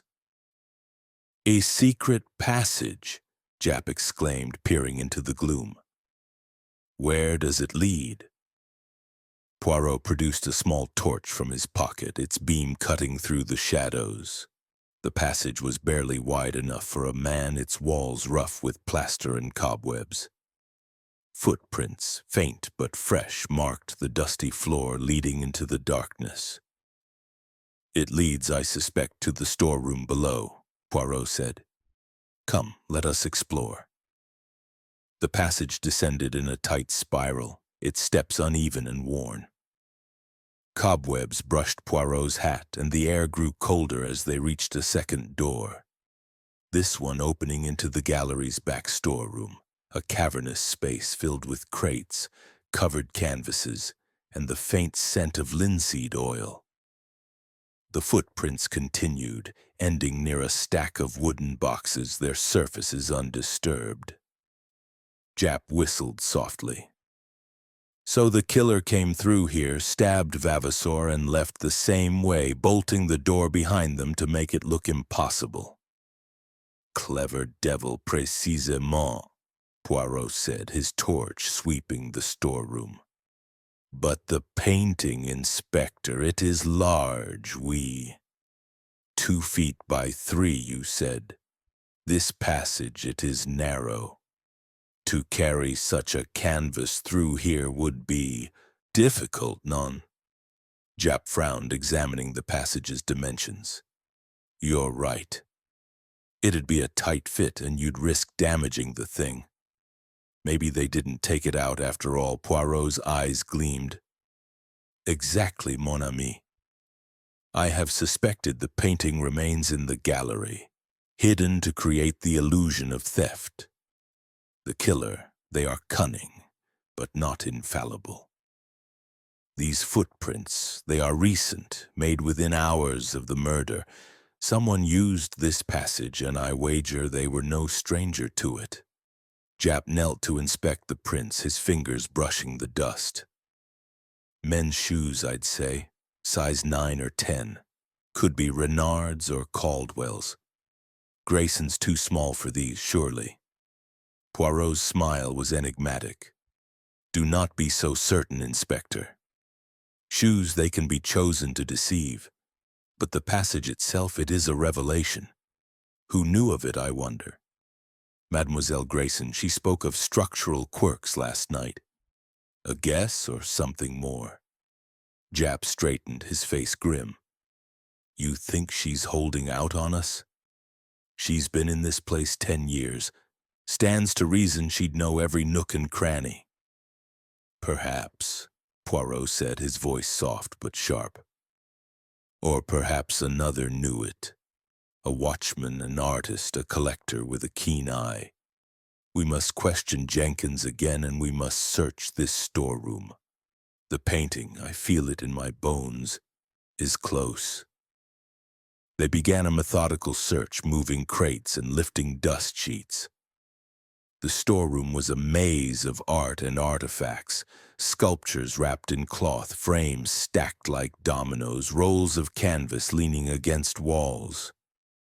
Poirot's torch played over each surface, seeking a telltale shape, a hidden canvas. But after an hour they found nothing. No painting, no weapon, only the silent relics of the gallery's trade. Jap wiped his brow, frustrated. If it's here, it's hidden better than I thought. What now, Poirot? Poirot stood by a crate, his torch lingering on a faint smudge of paint, blue, vibrant, out of place on the rough wood. Now, mon ami, we return to the suspects. The passage, it changes everything. The killer needed access, knowledge, opportunity. Caldwell, Renard, Grayson, each had reason to be in the gallery, but who knew of this secret way? Jap nodded, jotting a note. I'll have Jenkins brought in again. And I'll get a man to dust this passage for prints. Might tell us something. Bon, Poirot said, turning toward the storeroom door. And I shall examine Mademoiselle Grayson's ledgers. The provenance of the lady in moonlight, it holds a clue, I am certain. The note, LM suspect. It points to a truth we have not yet grasped. As they emerged into the main hall, the rain outside had intensified, drumming against the windows like an impatient audience. Poirot paused before a painting. A somber portrait of a woman in black, her eyes seeming to follow him. You see much, he murmured as if to the canvas. But you do not speak. No matter, Hercule Poirot will speak for you. With a final glance at the gallery's shadowed depths, he stepped into the rain, his mind alight with the discovery of the passage, a hidden thread in the tapestry of murder he was determined to unravel. Chapter 8. The Provenance Puzzle. The rain had softened to a fine mist, cloaking Mayfair in a silvery veil as Hercule Poirot stood before the Vavasour gallery, his umbrella raised like a shield against the damp. The building's facade, austere and unyielding, seemed to guard its secrets with a quiet defiance. Inside, the main hall was a sanctuary of art, its paintings glowing under the soft lamplight, each canvas a silent witness to the tragedy that had unfolded. Poirot's polished shoes echoed on the parquet as he made his way to the archive room, where the gallery's meticulous records awaited. His mind, sharp as a freshly honed blade, was fixed on the cryptic note in Vavasour's appointment book. Check provenance, LM suspect. It was a thread, delicate but vital, and he intended to follow it to its source. Inspector Jap was already there, his overcoat dripping onto the floor as he leafed through a stack of files. Poirot, he said, looking up with a grimace. I've got Grayson pulling every record on the Lady in Moonlight. If there's a hint of funny business, it's buried deep. The constables are still dusting that passage for prints. Nothing solid yet, but those footprints are promising. Poirot's mustache twitched as he removed his hat, shaking off the rain. The passage, mon ami, it is a revelation, but it is the mind behind it that interests me. The painting, the murder, the locked room, they are pieces of a puzzle, and this note, LM suspect, it is the key to their arrangement. Let us see what Mademoiselle Grayson's records reveal. Miss Eleanor Grayson entered, carrying a slim folder bound in black leather. Her face was pale, her glasses perched low on her nose, and her movements were as precise as ever, though Poirot noted a faint hesitation in her step. Monsieur Poirot, Inspector, she said, placing the folder on the table. This is the complete provenance file for the Lady in Moonlight. Every document, every authentication, as I described, Ascension Islanded it. Poirot opened the folder, his gloved hands turning the pages with care. The documents traced the painting's journey, from Claude Renard's studio to a Viennese collector in 1898, then to a Dutch merchant in 1905, and finally to Monsieur Dubois in Paris, from whom Vavasour acquired it 3 years ago.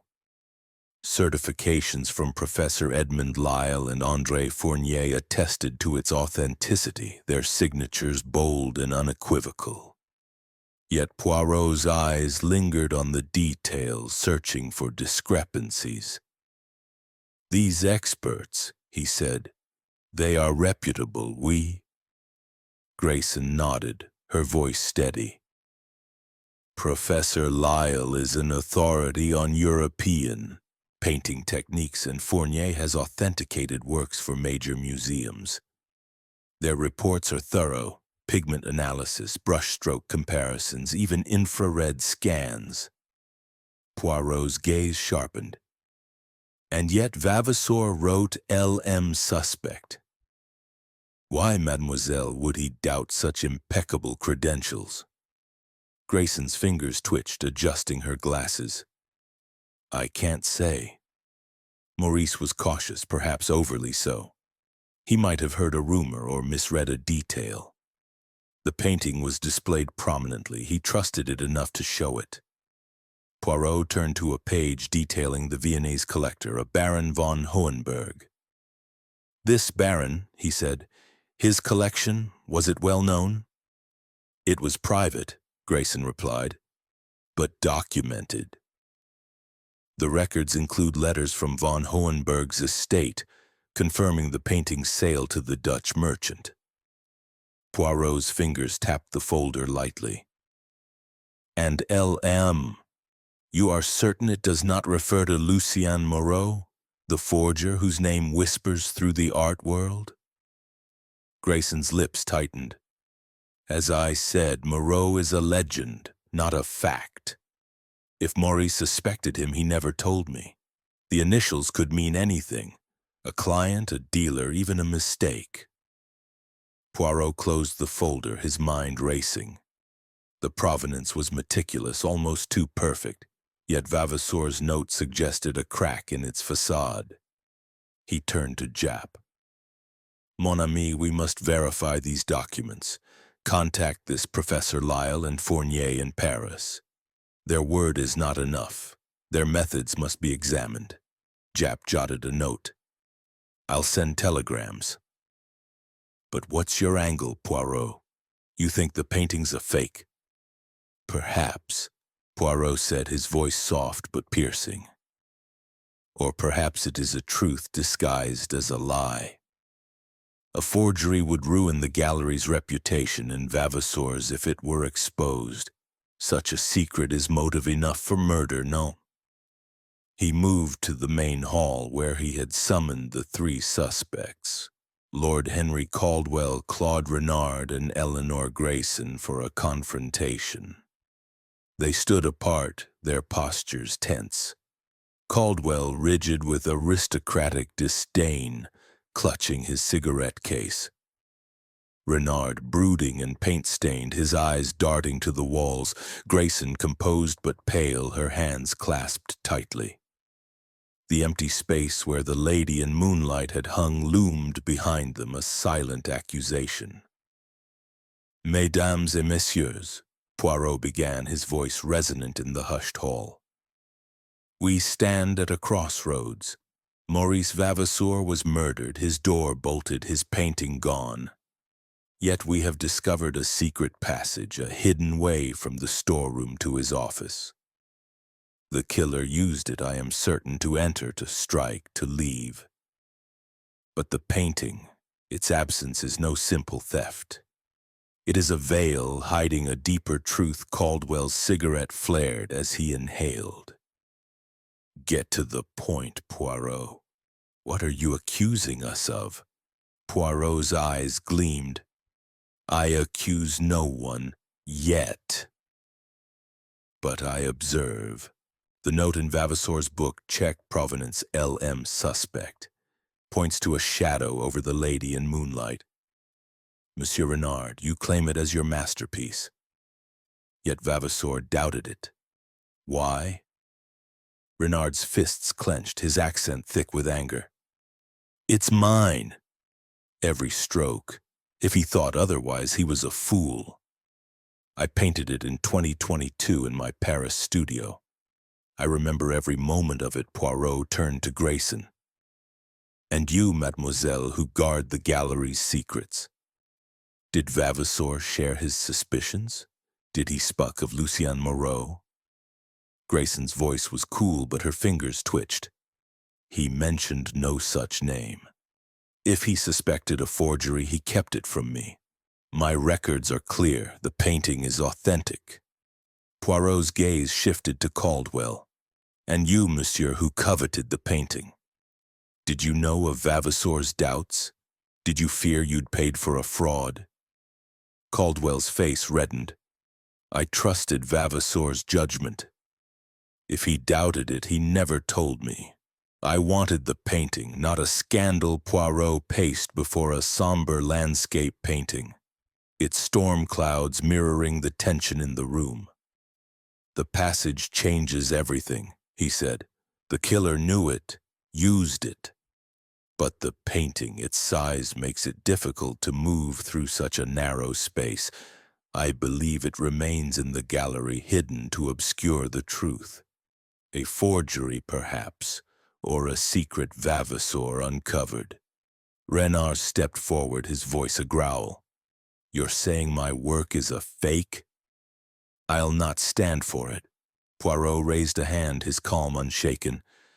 "I say only what the evidence suggests, monsieur. Vavasour's note points to Lucien Moreau, a forger whose skill could deceive even the experts. If the lady in moonlight is his work, it threatens you all.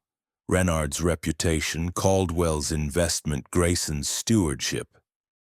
Grayson's glasses glinted as she spoke. "The painting was authenticated. If Maurice had doubts, they were baseless. I'd stake my career on it."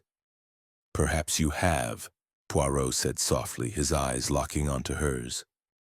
"The gallery's honor, it rests on your precision, mademoiselle. A single flaw could shatter it." Jap cleared his throat, sensing the rising tension. "Right, Poirot, what's the next step?" "We've got the passage, the note, but no painting, no weapon." Poirot's smile was enigmatic. "We return to the storeroom, Inspector.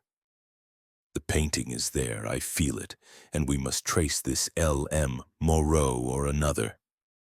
The truth lies in the details, and I shall uncover them."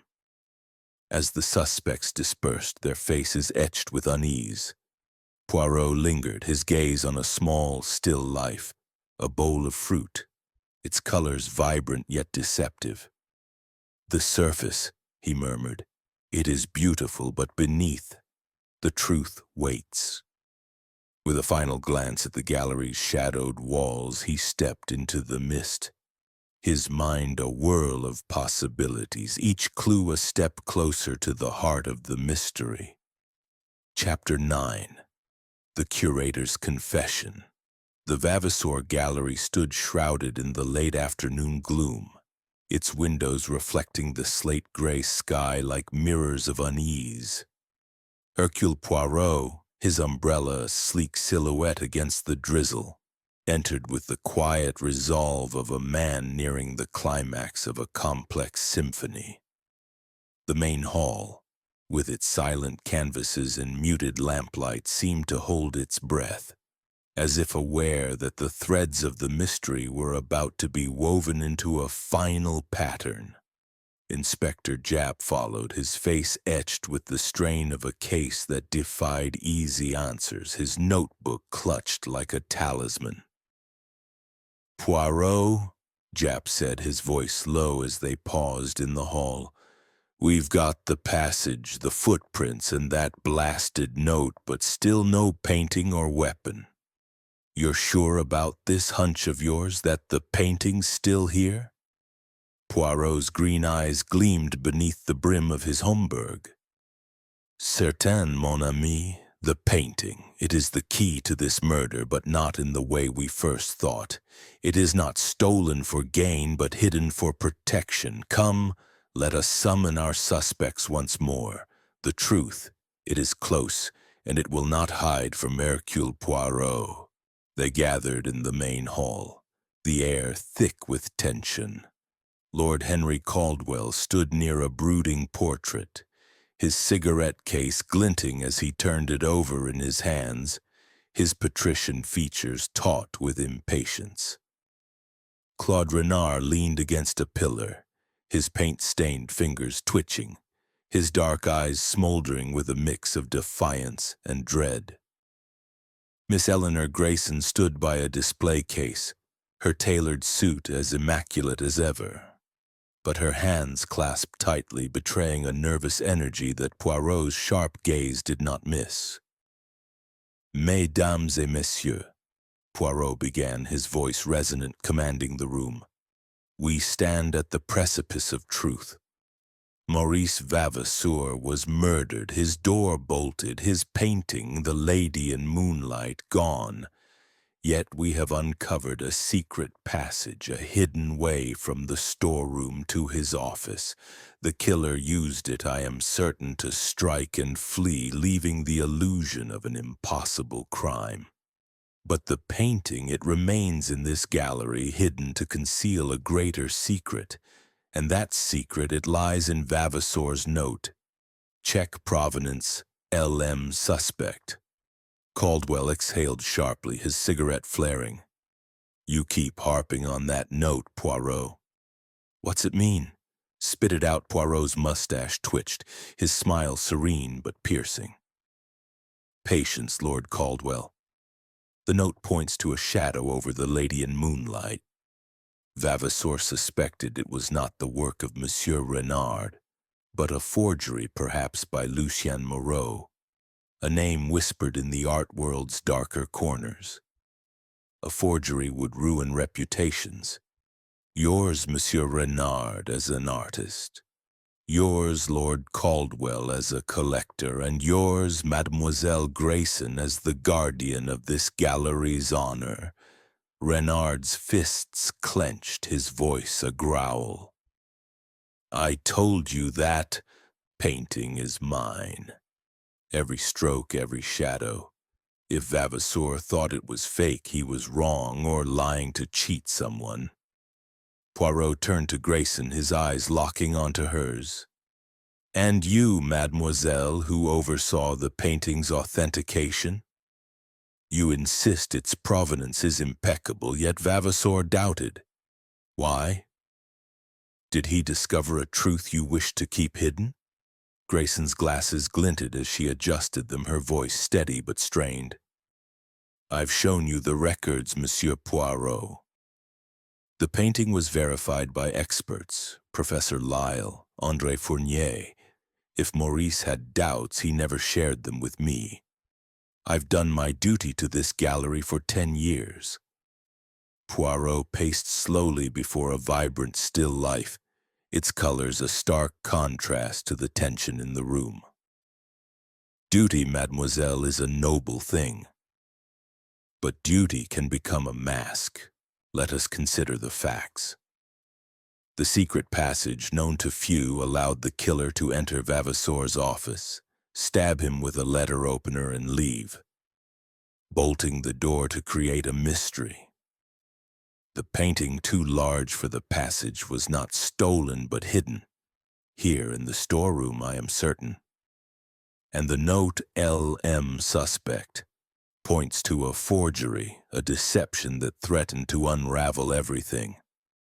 He paused, his gaze sweeping the trio, each face a study in unease. Monsieur Renard, your passion is genuine, but passion can blind. Lord Caldwell, your desire for the painting was fierce, but was it fierce enough to kill? And Mademoiselle Grayson, your precision is unmatched, yet it is you who had access to every corner of this gallery, every record, every secret. Grayson's composure cracked, her hands trembling as she removed her glasses. What are you implying, Monsieur Poirot? That I killed Maurice? That I stole the painting? Poirot's voice softened, but his eyes were relentless. I imply nothing, mademoiselle. I observe. The footprints in the passage, men's shoes, size 9 or 10, you say, Inspector? Japp nodded, flipping open his notebook. That's right. Too large for Miss Grayson, I'd wager Poirot's smile was enigmatic. Shoes, mon ami, can be worn to deceive. And you, Mademoiselle Grayson, you suggested a hidden panel before we found the passage. A guess or knowledge? You have worked here 10 years. You know this building's secrets and the painting, its provenance, so perfect yet questioned by Vavasor. Tell me, did he confront you? Did he discover your secret? Grayson's face paled, her voice barely a whisper. My secret? I don't know what you mean. Poirot stepped closer, his presence commanding despite his small stature. Then let me be clear. The Lady in Moonlight was a forgery, one of many you have sold through this gallery. Vavasor discovered it, perhaps through a tip about Lucien Moreau, whose initials matched that note. He was going to expose you, ruin your career, destroy the gallery's name. So you acted. You used the secret passage, stabbed him with a letter opener, hid the painting to cover your tracks, and bolted the door to create a locked room mystery. Grayson's shoulders slumped, her glasses slipping from her hand to clatter on the table. No, she whispered, but her voice broke.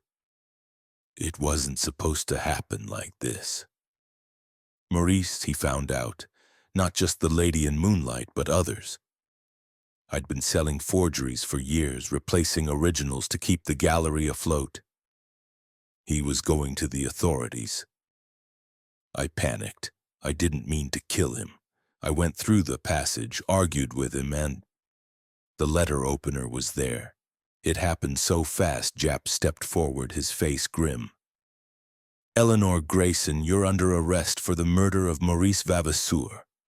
Caldwell's cigarette fell to the floor, his face ashen. Good God. Forgeries? My collection? Renard's voice was a low growl. My work, tainted by her lies. I'll destroy every canvas before I let this stand. Poirot raised a hand, silencing them. The truth, mes amis. It is painful, but it is free. Mademoiselle Grayson, you hid the painting in the storeroom, oui? She nodded, tears welling. Behind the crates, wrapped in cloth. I thought, if it was gone, no one would look too closely. Japp gestured to a constable. Search the storeroom again, find that painting. Poirot's gaze softened, but his voice remained firm. You sought to protect the gallery, mademoiselle, but at a terrible cost. the little gray cells they have seen through the deception. As Grayson was led away, her head bowed, Poirot turned to the empty wall, the ghost of the lady in moonlight still lingering. The gallery, once a haven of art, was now a stage of betrayal, its secrets laid bare by the relentless pursuit of truth.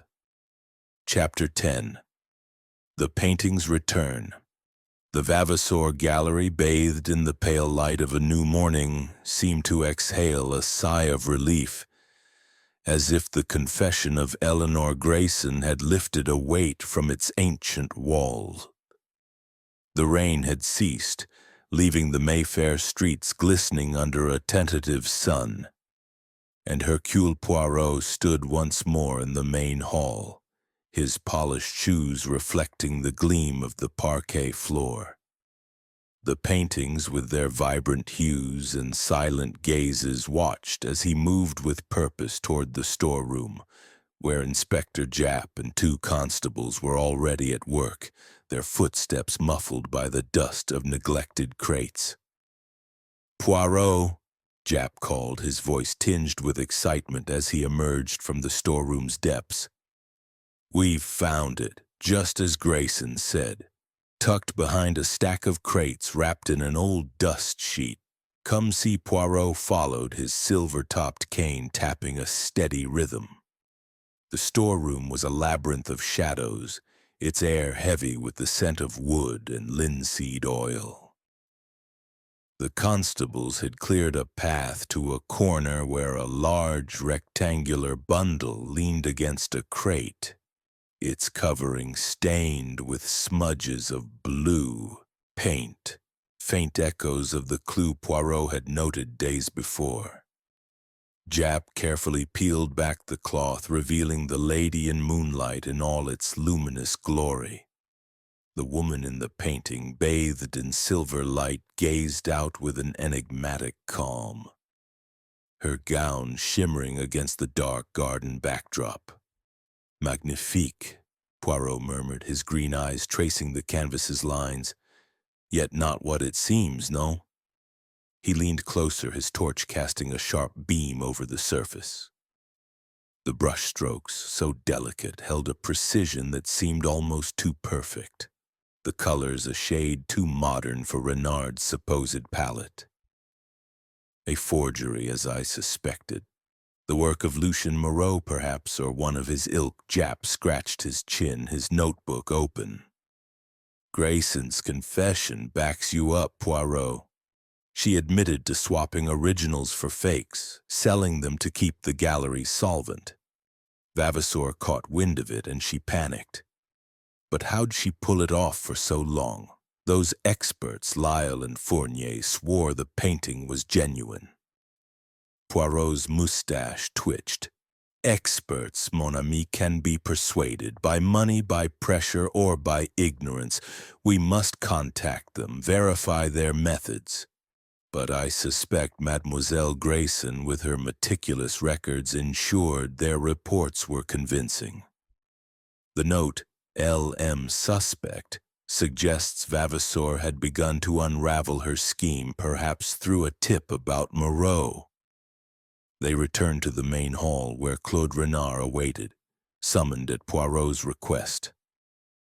The artist's face was pale, his eyes hollow with a mix of rage and despair as he stared at the painting now propped against a display case. "That's my work," he said, his voice hoarse. "Or it was meant to be. If it's a fake, it's a stain on my name. I'll destroy it before it's shown again." Poirot raised a hand, his voice gentle but firm. "Monsieur Renard, your passion is understandable, but destruction is not the answer. This canvas, it is evidence of a crime, but also a testament to your talent, for even a forger sought to mimic your genius. Tell me, did you ever suspect Grayson's dealings?" Renard's hands clenched, paint-stained fingers trembling. "I suspected Vavasour of cheating me, but Grayson? She was always so precise. She handled the paperwork, the sales. I trusted her to keep things honest. If she was selling fakes, she fooled us all." Poirot nodded, his gaze drifting to a nearby landscape, its rolling hills a stark contrast to the turmoil in the room. "She fooled many, monsieur, but not Vavasour in the end. His discovery cost him his life, and her confession has cost her freedom. The gallery, it will survive, but its reputation, c'est une autre affaire." Japp cleared his throat. "What about Caldwell?" "He's been calling all morning, demanding to know if his collection's tainted. If Grayson was swapping paintings, who knows how many fakes he's got." Poirot's eyes gleamed. "Lord Caldwell, he is a victim of his own ambition, non. He coveted the lady in moonlight, but now he must question every canvas in his townhouse. We shall inform him, but gently. He is a man whose pride is easily wounded." They moved to Vavasour's office, where the empty wall above the desk seemed less accusing now, its secret laid bare. Poirot stood before it, his hands clasped behind his back. "The painting returns, but the mystery is not yet complete. The letter opener, it remains missing, and the initials LM. We must confirm if they point to Lucien Moreau or another. Grayson's confession is a step, but the little gray cells, they demand certainty." Japp sighed, flipping through his notebook. "I've got men checking Grayson's records for other forgeries, and I've sent telegrams to Lyle and Fournier. If they're in on it, we'll know soon enough." "Bon," Poirot said, his voice soft but resolute. "And the passage, its footprints, have they revealed more?" Japp nodded. "The prints match a pair of men's shoes found in Grayson's flat. Size 10, just as we thought. She must have worn them to throw us off, make us think it was Renard or Caldwell." Poirot's smile was faint. A clever touch, but not clever enough. Mademoiselle Grayson, she underestimated the power of observation. The painting hidden in the storeroom was her undoing. As they left the office, Renard lingered, his gaze fixed on the lady in moonlight. "I'll paint again," he said almost to himself. "Something true." "Something," mine Poirot paused, his expression kind. "You will, monsieur. Art, it endures beyond deception. Create and let the world see your truth." Outside, the sun broke through the clouds, casting a golden glow over the gallery's facade. Poirot stepped into the light, his cane a steady rhythm on the cobblestones. The case was nearly closed, but a few threads remained dangling like the edges of an unfinished canvas. He murmured to himself, "The painting returns, but the truth, it shines brighter still." Chapter 11. Poirot's Reflection. The evening descended upon London with a gentle hush, the city's clamor softened by a lingering mist that wove through the streets like a silken thread. Hercule Poirot's flat in Whitehaven Mansions was a haven of order, its polished surfaces and neatly arranged furnishings a mirror to the precision of his mind. He sat in a high-backed chair, a steaming tisane of chamomile in his hand, its delicate aroma curling upward as he gazed into the fire. The flames danced in the grate, casting shadows that flickered like the fragments of the Vavasour Gallery mystery, now nearly resolved. Yet, as was his custom, Poirot allowed his thoughts to linger, to sift through the details one final time, ensuring no thread remained unexamined. Inspector Japp occupied the opposite chair, his hat resting on his knee, his face a mixture of relief and lingering frustration. "Well, Poirot," he said, loosening his tie, "you've done it again. Grayson's locked up, The painting's found, and we've got a confession. I'll admit that secret passage threw me for a loop, but you sniffed it out like a bloodhound. Still, I can't help feeling there's a loose end or two. Poirot's mustache twitched, his green eyes glinting in the firelight. Mon ami, the loose ends, they are but shadows cast by the light of truth. The case of the Vavasour Gallery, it is a tapestry woven with care, deception, ambition, betrayal. But the little gray cells, they have unraveled it, non. Jap leaned back, sipping the tea Poirot had insisted he try, though his grimace suggested it was no substitute for his usual stout. Let's go over it, then.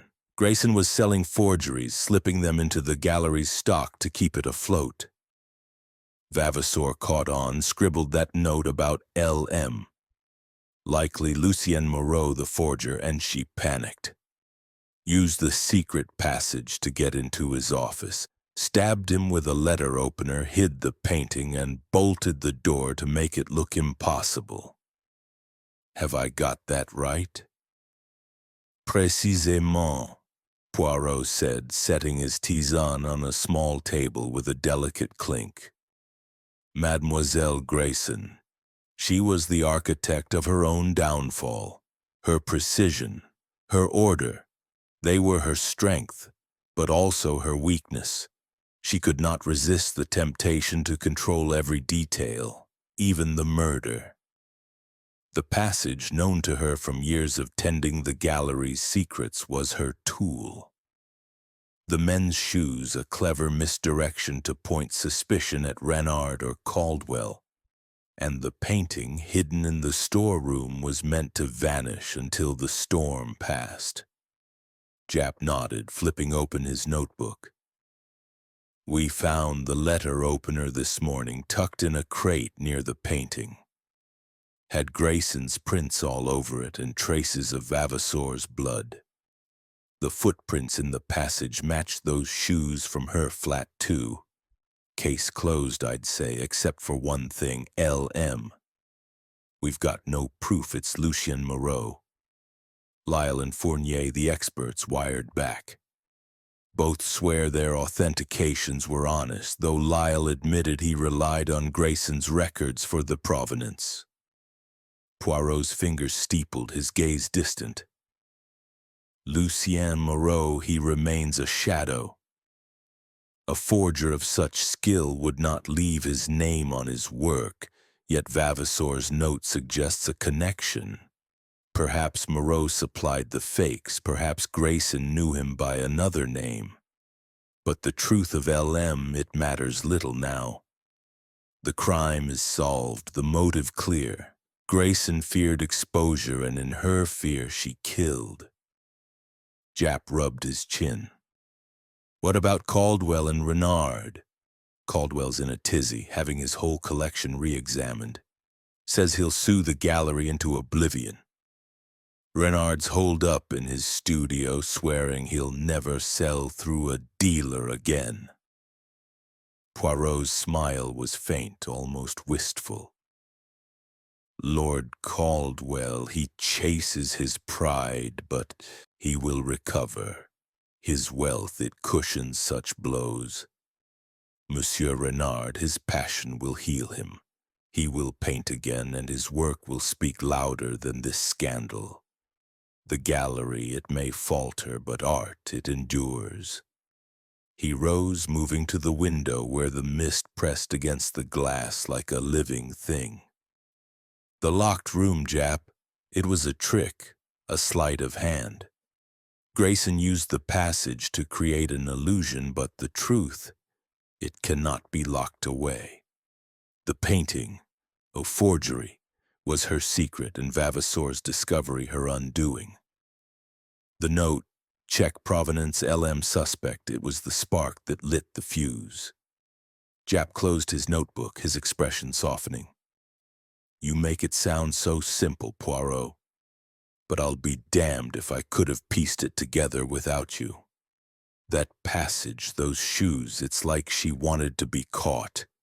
Poirot turned, his eyes gleaming. Non, mon ami, she did not wish to be caught, but the mind, it betrays itself. Grayson's precision was her strength, but also her flaw. She could not resist the perfect plan, yet no plan is perfect against the little gray cells, Jap chuckled, rising. Well, I've got paperwork to finish. The chief's pleased, but he'll want a full report by morning. You'll be at the inquest, I presume. Poirot inclined his head. If necessary, oui. But the truth it is already spoken. Go, Inspector, and write your report. I shall remain here with my tisane and my thoughts. As Jap departed, Poirot returned to his chair, the fire's glow warming his face. He lifted the tisane, inhaling its soothing scent, and let his mind wander over the case.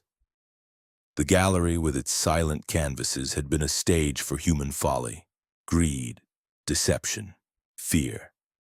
Grayson's confession had laid bare the heart of it, but the shadow of Lucien Moreau lingered, a question unanswered.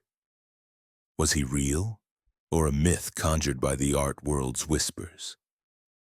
Poirot suspected he would never know, but it mattered little. The murder was solved, the painting recovered, the truth revealed. He set the cup down, his gaze settling on a small watercolor on the wall. A serene landscape, its simplicity a contrast to the Vavasour Gallery's intrigue. The world, it is full of shadows, he murmured, but the light of reason, it always prevails. With a contented sigh, Hercule Poirot leaned back, his little gray cells at rest, ready for the next puzzle that London's mists might bring. Chapter 12. The gallery reopens. A month had passed since the grim discovery in the Vavasour Gallery, and London's fickle skies had settled into a crisp, golden autumn. The Mayfair streets bustled with the quiet elegance of the season, carriages and motor cars gliding past as leaves drifted like errant brushstrokes on the pavement.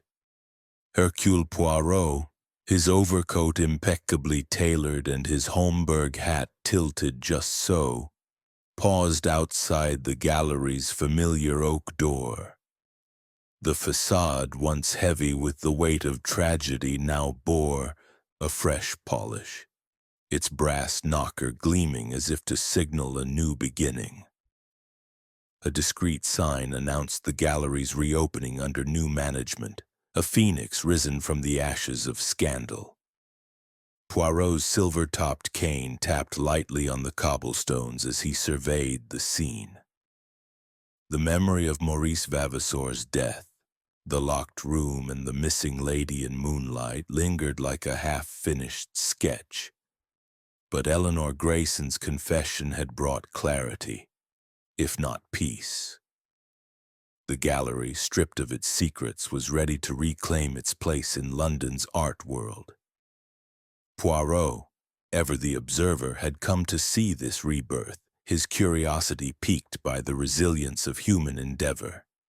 Inside, the main hall was alive with a subdued hum of voices, collectors, critics, and curious onlookers mingling beneath the towering canvases.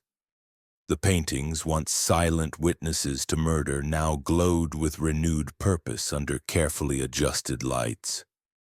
A young man in a neat suit introduced as Mr. Philip Harrow, the new manager, moved among the guests, his smile practiced but genuine. Poirot noted the absence of the empty space above Vavasour's desk. A new work hung there, a vibrant Renard landscape of rolling hills and stormy skies, its authenticity unquestioned. "Welcome, Monsieur Poirot," Harrow said, approaching with a respectful nod. "Your presence honors us. I understand you played a significant role in resolving recent troubles." Poirot's mustache twitched, his green eyes gleaming with quiet amusement. "I merely assisted the truth in finding its way, monsieur." The gallery. It is a place of beauty, and beauty must not be tainted by deception. Tell me, how fares this new chapter? Harrow gestured to the bustling hall. Better than I dared hope. The scandal drew attention, of course, but we've turned it to our advantage. New works, new artists, and a commitment to transparency.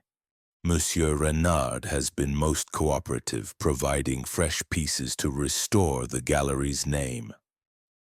Poirot's gaze drifted to the Renard landscape, its bold strokes a testament to the artist's unyielding spirit. Monsieur Renard, he paints again. This is good. The soul of an artist, it heals through creation. Harrow nodded. He's refused dealers for now, insists on working directly with us. Says he trusts no one else after what happened. Poirot's smile was faint but knowing. A wise choice, perhaps. And Lord Caldwell? Has he returned to his collecting? Harrow's expression tightened briefly. He's been scarce. Word is he's having his entire collection re-authenticated, fearing more forgeries. He sent a representative to bid on a minor piece today, but he's keeping his distance. Prudent, Poirot murmured, his fingers brushing the head of his cane. Pride, it recovers slowly. And the painting, the Lady in Moonlight, what has become of it? Harrow lowered his voice. It's in storage under lock and key, pending further analysis. The experts, new ones mind you, confirmed it's a forgery likely by this Lucien Moreau you mentioned. We've no plans to display it. Too much risk to our reputation. Poirot nodded, his eyes lingering on a small watercolor nearby, its simplicity a stark contrast to the gallery's recent turmoil.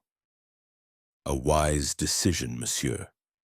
A forgery, it is a lie, painted in beauty, but a lie nonetheless. As he moved through the hall, Poirot's mind retraced the case's contours. Eleanor Grayson, now awaiting trial, had confessed to her scheme, selling forgeries to keep the gallery afloat, using her meticulous records to mask the deception. Vavasor's discovery, sparked by that cryptic note, Czech provenance LM suspect, had threatened to unravel her carefully constructed world. The secret passage, the men's shoes, the hidden painting, all were pieces of her desperate plan, undone by Poirot's relentless pursuit of truth. He paused before a new Renard painting in the window, a vibrant seascape that shimmered with life, its waves catching the light like a living thing. The artist? He rises above the ashes, Poirot said softly, as if to the canvas. The gallery, too, it endures, but the truth, it is the brightest light of all. A familiar figure approached, Inspector Japp, his hat slightly askew, his face warmed by a rare smile. Poirot, didn't expect to see you here. Come to gloat over your victory? Poirot's mustache twitched with mock indignation. Gloat, mon ami? Never. I come to see the world turn, to see beauty reclaim its place. The gallery, it is reborn, oui? Japp chuckled, glancing at the crowd. Aye, it's a sight. Harrow's doing a decent job and the papers have moved on to fresher scandals. Grayson's trial starts next week. She's not fighting the charges. Seems she's ready to face the music. Poirot's gaze softened, but his voice remained firm. She sought to save the gallery, but at a cost too great. The truth, it is a harsh judge, but a just one, Japp nodded, tucking his notebook away. We never pinned down this Lucien Moreau, though. The experts are cagey, say he's a ghost. You think he's real? Poirot's eyes gleamed, reflecting the seascape's light. Real or not, mon ami, his shadow cast a long darkness. Perhaps he is a name, a myth, a mask for another's work. But the painting, it spoke, and Grayson's confession was its voice. They stepped outside, the autumn air crisp against their faces. The gallery's windows glowed, a beacon in the fading light. Poirot tipped his hat to Jap, his cane tapping a final note on the pavement. "The world it turns," he said, "and the truth, it shines like a beacon. Au revoir, Inspector." As he walked into the London dusk, the mist curling around him like an old friend. Hercule Poirot felt the satisfaction of a puzzle solved. The Vavasor Gallery would endure, its canvases telling new stories, but the memory of the Lady in Moonlight, a forgery cloaked in beauty, would linger in his mind, a reminder that even in art, the truth was paramount. With a final glance at the gallery's glowing windows, he vanished into the fog, ready for the next mystery to emerge from London's endless shadows.